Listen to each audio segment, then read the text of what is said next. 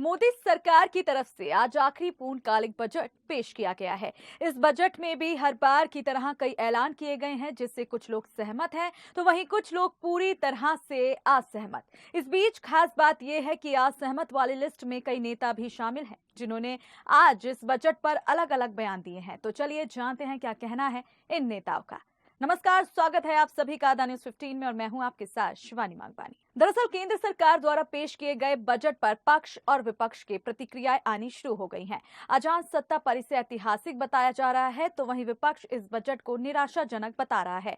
इस क्रम में अखिल भारतीय मजदूर कांग्रेस के राष्ट्रीय अध्यक्ष स्वामीनाथ जायसवाल ने बजट पर अपनी प्रतिक्रिया में क्या कहा, आइए आपको सुनाते हैं। केंद्र सरकार के बजट को किस तरह से देखते हैं? देखिए, बजट आज जो आया है भारत सरकार द्वारा, बहुत ही निराशाजनक बजट है। इसमें पूंजीपतियों को ख्याल रखा गया है। युवाओं के रोज़गार की बात करके प्रधानमंत्री सत्ता में आए, लेकिन युवाओं के रोज़गार का इसमें चर्चा नहीं हुआ। किसानों की दुगनी आय 2022 तक करने की बात का क्या है, किसानों के लिए कोई ख़ास नहीं बजट में है, मज़दूरों के लिए कोई ख़ास बजट में नहीं है, न रक्षा सौदा के लिए कोई बजट में कोई ख़ास रखा गया है।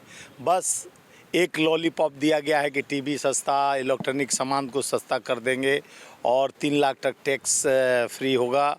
और उसके बाद टैक्सों में एक तरफ छोड़ते हैं, दूसरे तरफ 5 लाख के बाद बढ़ोतरी का रेशियो बढ़ा दिया गया।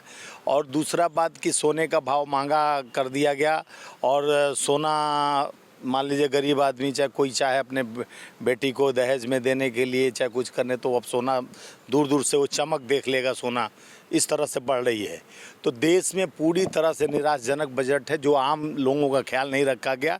यह बजट बस ताली पीटने का काम भाजपा ने किया है। जिस तरह से आम आवाम के थाली छीना गया है उनके पेट से, और उनका ख्याल नहीं रखा गया। मज़दूरों के लिए कल कारखाने फैक्ट्रियां निर्यात करने के लिए, चाहे उनको जो कोरोना काल में मरे हैं जितने हमारे, उनका कोई बजट पर ध्यान। पहले भी निराशाजनक बात, जिस तरह से अर्थव्यवस्था कमर तोड़ चुकी है देश का, जिस तरह से नोट गिरते गया। यही वित्त मंत्री कहीं कि नोट नहीं गिरा हुआ बल्कि डॉलर का भाव बढ़ गया। इनका सोच ही देश के अच्छे हित के लिए नहीं है। ये बजट में डिजिटल की बात कही, डिजिटल लाइब्रेरी खोलने की बात कही गई है। डिजिटल इंडिया बनाने का काम तो कर रहे हो, लेकिन डिजिटल इंडिया सक्सेसफुल कहाँ हुआ है। अब गांव में आप शिक्षा के आधार को कमज़ोर करें, शिक्षा के लिए कोई खास बजट में नहीं रखा गया। ये बजट का ध्यान अगर प्रधानमंत्री रखते तो पहले युवाओं के रोज़गार की बात जो कहा, क्या युवाओं को 23,000 करोड़ जिस तरह से आप कोरोना काल में 2020 वाले बजट लाए थे कि देंगे, उसका ताई टाइप किस हो गया पता नहीं चला।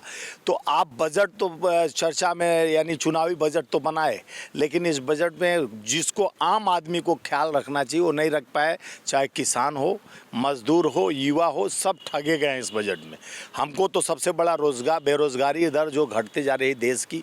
आप महंगाई पर चर्चा किए, उधर किचन का वो बढ़ा दिया गया रेट, उसके गैस जो चिमनी होता है महिलाओं का, जो उसका रेट बढ़ा दिया गया। साइकिल का कम कर रहे हो और किचन का हाथ पकड़ ले रहे हो। तो अभी आपने सुना कांग्रेस के अध्यक्ष का इस पर क्या कहना है। वहीं अगर अब आपको दिखाएं कि भारतीय जनता पार्टी के लोकसभा सांसद तेजस्वी सूर्या का इस पर क्या कहना है, देखिए वीडियो में। आप सबको नमस्कार। आज माननीय प्रधानमंत्री जी के नेतृत्व में निर्मला सीतारामन जी ने 2023 साल के एक बहुत प्रगतिशील बजट उन्होंने आज अनाउंस किए हैं। पिछले 8 साल के मोदी सरकार के बजट को आप जब देखते हैं, आपको पता चलता है कि हर बजट भारत को और भारत के आर्थिक व्यवस्था को और मजबूत करने के दिशा में एक बहुत बड़ा एक कदम है। और इस बजट में भी विशेष रूप में अमृत काल में भारत को कैसे मजबूत करना है और विशेष रूप में भारत के युवा पीढ़ी को,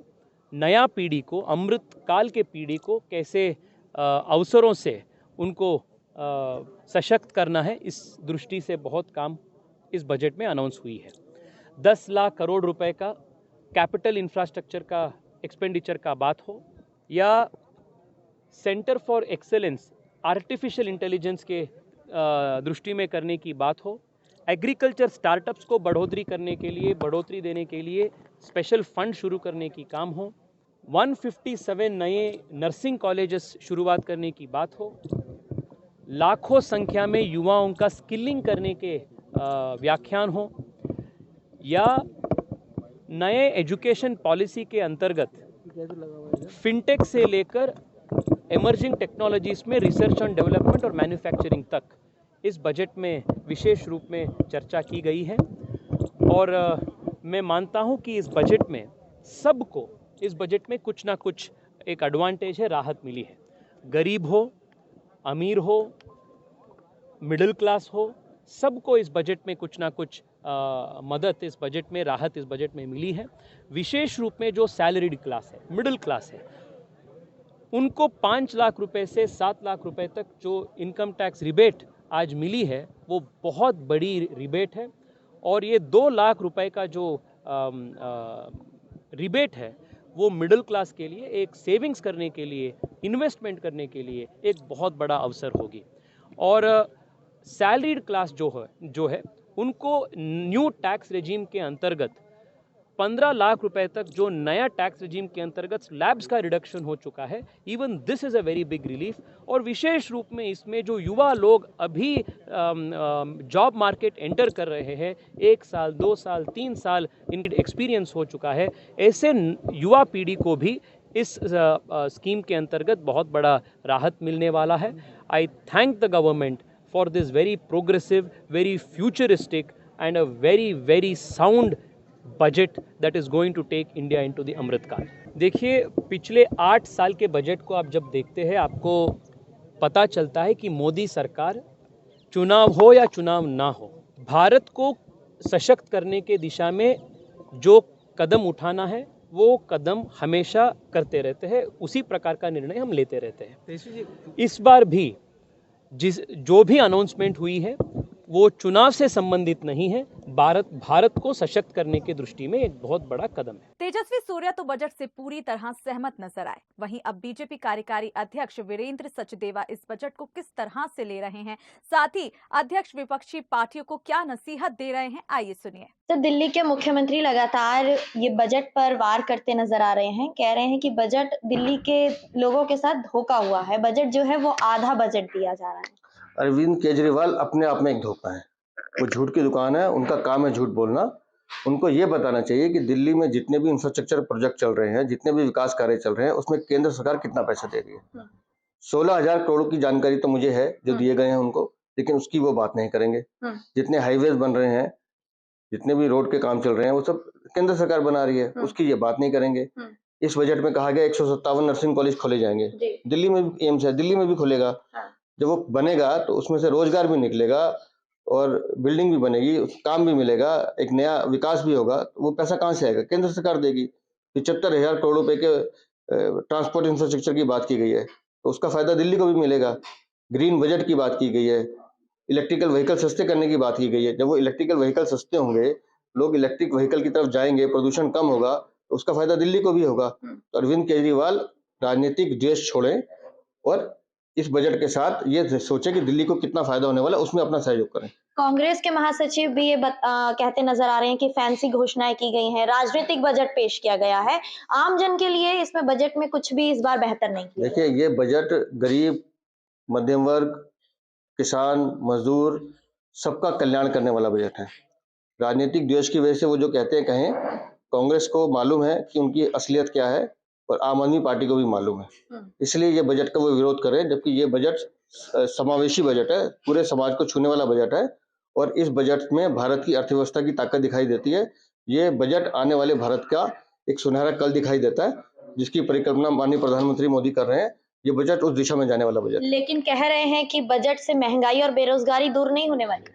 अगर टैक्स स्लैब 5 लाख से बढ़ा के 7 लाख कर दिया गया, 2 लाख की सीधा छूट दी गई है, सीधा 34,000 रुपए का फायदा एक टैक्स पेयर को दे रहा है, तो ये महंगाई बढ़ाने वाला नहीं, महंगाई घटाने वाला बजट है। जी, बहुत बहुत शुक्रिया सर हमारे साथ जुड़ने के लिए। ये थे हमारे साथ बीजेपी कार्यकारिणी अध्यक्ष वीरेंद्र सचदेवा जी। वहीं इनके बाद आपको सुनाते हैं आम आदमी पार्टी के नेताओं ने बजट 2023 को लेकर अपनी क्या प्रतिक्रियाएं दी हैं, देखिए। केंद्र का आम बजट आज पेश हो चुका है। इसी पर प्रतिक्रिया जानने के लिए आम आदमी पार्टी से राज्यसभा सांसद आज हमारे साथ संजय सिंह मौजूद हैं। सर, लगातार आपकी प्रतिक्रियाएं सामने आ रही हैं, इस बजट को आप किस रूप में देख पा रहे हैं? देखिए, बजट में ना जवान के लिए कुछ है, ना किसान के लिए कुछ है, न नौजवान के लिए कुछ है।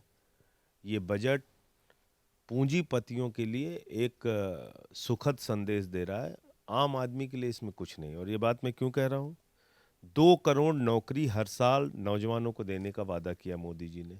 इस बजट में कोई ऐसी योजना नहीं है जिससे नौकरियां मिलेंगी। किसानों की आमदनी दोगुना करने का वादा किया, एमएसपी दोगुना करने की कोई योजना बजट में नहीं है। भारत का जवान जो सीमा पर रह के -20 डिग्री टेम्परेचर में देश की सीमा की सुरक्षा करता है, उसके लिए कोई घोषणा नहीं है। और मोदी जी की सरकार क्या चाहती है कि लोग अनपढ़ रहें, अस्वस्थ रहें, और इसी के कारण उन्होंने 2% से भी कम शिक्षा और स्वास्थ्य का बजट कर दिया।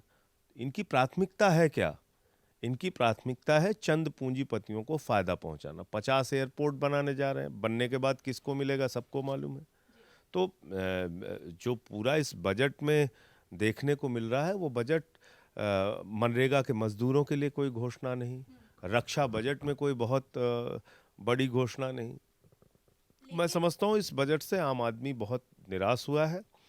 एक चीज का ढिंढोरा पीट रहे हैं ये लोग कि टैक्स स्लैब में बदलाव कर दिया, 7 लाख रुपए तक की कर छूट दे दी। अब उसमें वास्तविक छूट ये है कि 2.5 से 2.5 लाख रुपए तक की कर छूट थी, उसको इन्होंने बढ़ा के 3 लाख तक की सीमा कर दी। फिर 3 लाख से 6 लाख तक 5% टैक्स देना है। टैक्स की छूट पानी है तो उसके लिए आपको इन्वेस्टमेंट शो करना है।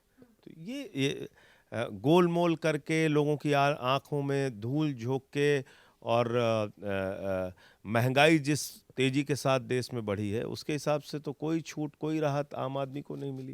लेकिन भाजपा का कहना है कि ये जो बजट सामने आया है ये अर्थव्यवस्था की एक बुनियाद का ब्लूप्रिंट होकर सामने आया है। कैसे होगा?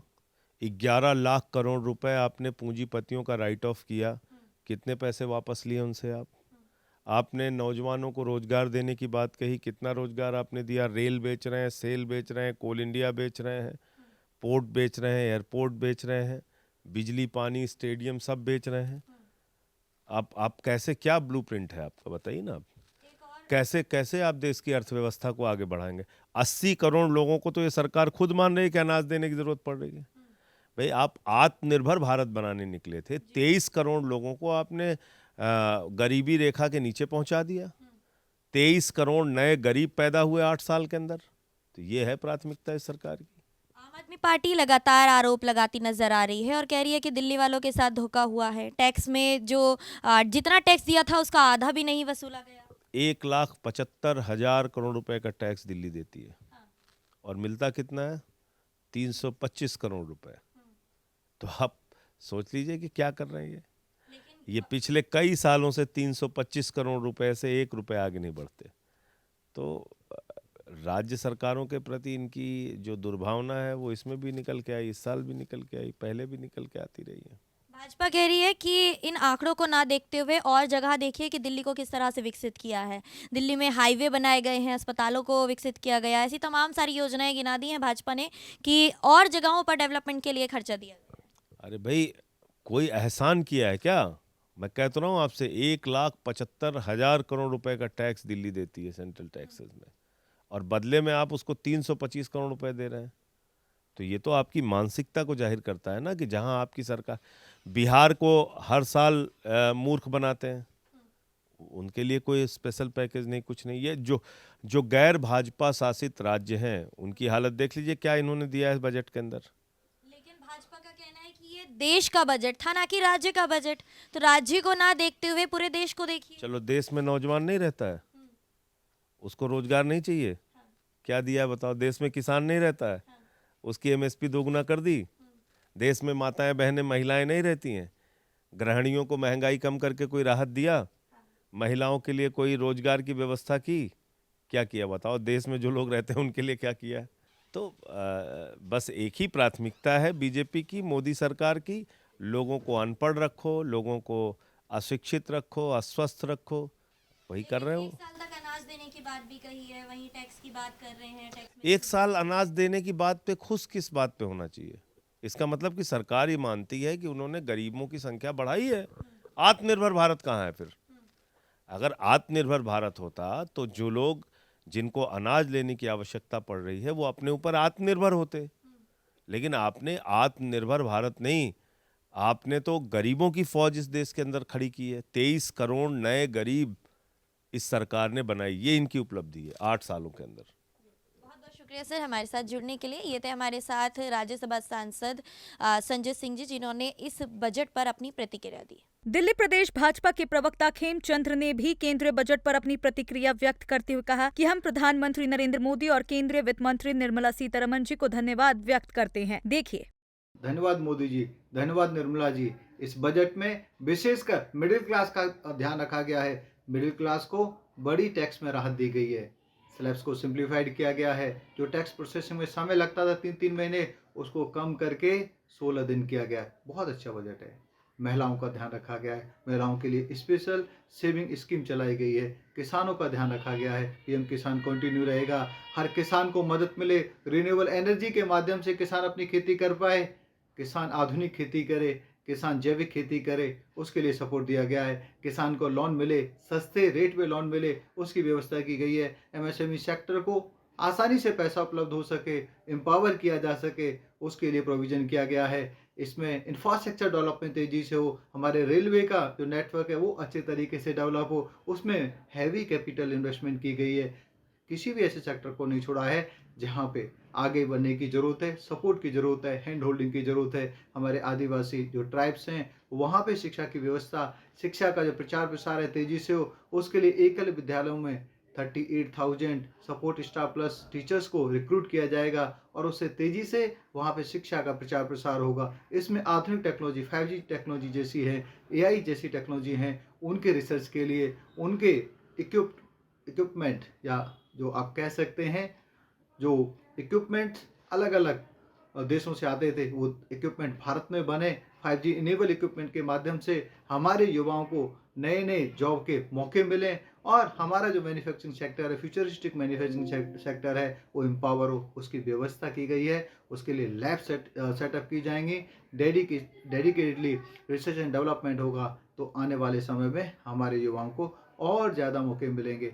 धन्यवाद मोदी जी एक अच्छा बजट देने के लिए। धन्यवाद निर्मला सीतारमण जी एक बहुत अच्छा बजट देने के लिए जो हर सेक्टर को आगे ले जाएगा। अब सुनिए वित्त मंत्री निर्मला सीतारमण द्वारा आज बजट पेश करने के इस विषय पर कांग्रेस प्रवक्ता डॉक्टर उदित राज ने कांग्रेस का पक्ष रखते हुए इस बजट को विषकाल करार दिया है। कहा कि ये बजट अडानी और पूंजीपतियों का बजट है। सर, केंद्र सरकार के बजट को आप किस तरह से देखते हैं? क्या ये जनता के हित में है? जनता के हित में नहीं, पूंजीपतियों के हित में। कहते हैं इंफ्रास्ट्रक्चर के लिए ज़्यादा पैसा दिया है तो इंफ्रास्ट्रक्चर कमाई किसकी होगी? प्राइवेट ठेकेदारों की कमाई होगी, अडानी अंबानी की कमाई बढ़ेगी।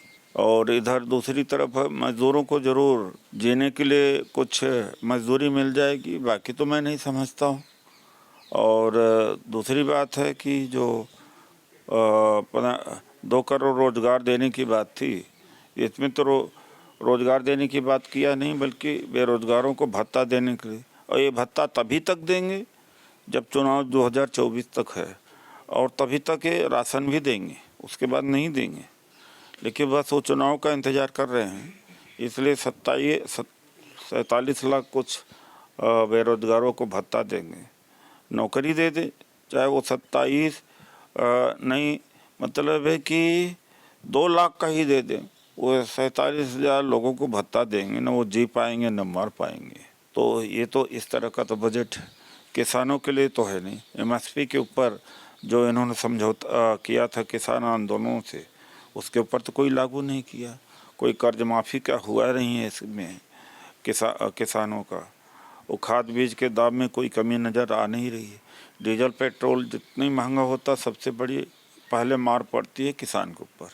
ट्रैक्टर होता है, खाद भी बढ़ जाता है, दाम उसका बढ़ जाता है, और चीज़ें महंगी हो जाती है। डीजल पेट्रोल के महंगा होने के कारण से अन्य वस्तुओं की महंगाई बढ़ती, तो महंगाई को रोकने के लिए इस बजट में कुछ किया नहीं गया है। तो कुल मिलाकर के बजट बड़े पूंजीपतियों का है। हालांकि बजट बाहर से खुशनुमा जरूर नज़र आएगा, जैसे 2 साल पहले लगा कि बड़ा अच्छा बजट है। बाद में जब लोगों को समझ में आने लगा तब पता लगा ये तो बजट में छलावा था। जैसे GST के बारे में बड़े लोग उछल रहे थे, जब GST लागू होना शुरू हो गई तो तबाह हो गए लोग। तो बजट में कुछ खेल तो किया जाए, जैसे 7 लाख इनकम वालों को कुछ टैक्स नहीं देना। लेकिन 7,01,000 हो गया, 7,01 रुपया हो गया, 7,10 रुपये, फिर उसका क्या है, उसका कोई परम्यूटेशन कम्बिनेशन अभी नहीं सामने निकल के आएगा तो उसमें भी लगता है कि पोल होगा। तो अभी आपने सुने इन नेताओं के बयान। साथ ही आपका क्या कहना है बजट 2023 को लेकर, कमेंट बॉक्स में अपनी राय जरूर दें। साथ ही डेली अपडेट्स पाने के लिए आज ही हमारे चैनल को सब्सक्राइब कर दें।